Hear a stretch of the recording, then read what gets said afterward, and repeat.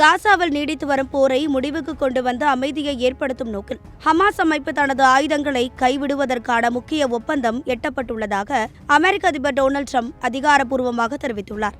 அக்டோபரில் Israel Hamas இடையே போர் நிறுத்தம் ஏற்பட்டதைத் தொடர்ந்து காசாவின் எதிர்கால அமைதி, நிர்வாகம் மற்றும் பாதுகாப்பு தொடர்பாக உருவாக்கப்பட்ட அமைதி வாரியம் மூலம் இந்த முன்னேற்றம் ஏற்பட்டுள்ளதாக ட்ரம்ப் கூறியுள்ளார். தனது ட்ரூத் சோஷியல் பதிவில் காசாவில் உள்ள ஹமாஸ் மற்றும் பிற ஆயுத குழுக்கள் தங்களிடம் உள்ள ஆயுதங்களை முழுமையாக கைவிடுவதற்கான வரலாற்று முக்கியத்துவம் வாய்ந்த ஒப்பந்தத்தை அமைதி வாரியம் உருவாக்கியுள்ளதாக அவர் குறிப்பிட்டார். இந்த ஒப்பந்தம் பிராந்தியத்தில் நீடித்த அமைதி மற்றும் பாதுகாப்பை உருவாக்கும் மிகப்பெரிய நடவடிக்கை என்று ட்ரம்ப் தெரிவித்துள்ளார்.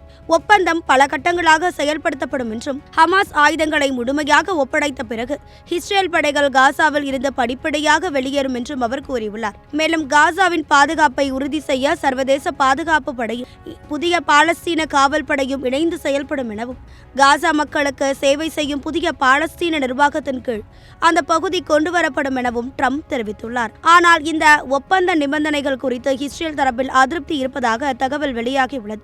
காசா முழுமையாக இராணுவமயமாக்கப்பட்டு ஹமாஸ் அமைப்பிடம் உள்ள அனைத்து ஆயுதங்களும் அகற்றப்பட்டால் மட்டுமே அமைதி நடவடிக்கைகளுக்கு இஸ்ரேல் ஒப்புக்கொள்ளும் என மூத்த இஸ்ரேலிய அதிகாரி ஒருவர் தெரிவித்துள்ளார்.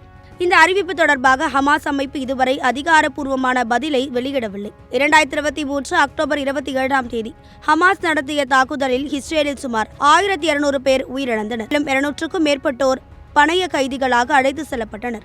இதற்கு பதிலடியாக இஸ்ரேல் காசா மீது மிகப்பெரிய ராணுவ நடவடிக்கையை தொடங்கியது. தொடர்ந்து நடந்த தாக்குதல்களில் காசாவில் உயிரிழந்தவர்களின் எண்ணிக்கை 72,000 கடந்துள்ளதாக தகவல்கள் தெரிவிக்கின்றன. போர் நிறுத்தம் குறித்த அறிவிப்புகளும் இடையிலும் காசாவில் இஸ்ரேல் நடத்திய சமீபத்திய வான்வழி தாக்குதலில் 2 குழந்தைகள் உட்பட 6 பாலஸ்தீனியர்கள் உயிரிழந்ததாக கூறப்படுகிறது. மேலும் காசாவுக்கு செல்ல வேண்டிய மருத்துவ உதவிகள் மற்றும் உணவுப் பொருட்கள் தொடர்பான கட்டுப்பாடுகள் காரணமாக அங்கு மனிதாபிமான நெருக்கடி தொடர்கிறது. இதற்கு முன்பு சர்வதேச அழுத்தத்தை தொடர்ந்து ஹமாஸ் தனது நிர்வாக பங்கில் இருந்து விலகுவதாக தெரிவித்திருந்தாலும் ஆயுதங்களை கைவிட மறுத்திருக்கிறது. இந்நிலையில் ட்ரம்பின் இந்த புதிய அறிவிப்பு வெளியாகியுள்ளது. இந்த ஒப்பந்தத்தை ஹமாஸ் மற்றும் இஸ்ரேல் இருதரப்பும் ஏற்றுக்கொள்வார்களா என்பதை இன்னும் உறுதியாகவில்லை. காசாவில் போருக்கு பிந்தைய நிர்வாகம், மறுசீரமைப்பு மற்றும் பாதுகாப்பு ஏற்பாடுகளை கண்காணிப்பதற்காக உருவாக்கப்பட்ட சர்வதேச அமைப்பே அமைதி வாரியம். இதன் நிறுவன தலைவராக டொனால்ட் ட்ரம்ப் செயல்படுகிறார். இதில் பல நாடுகள் இடம்பெற்றுள்ளன.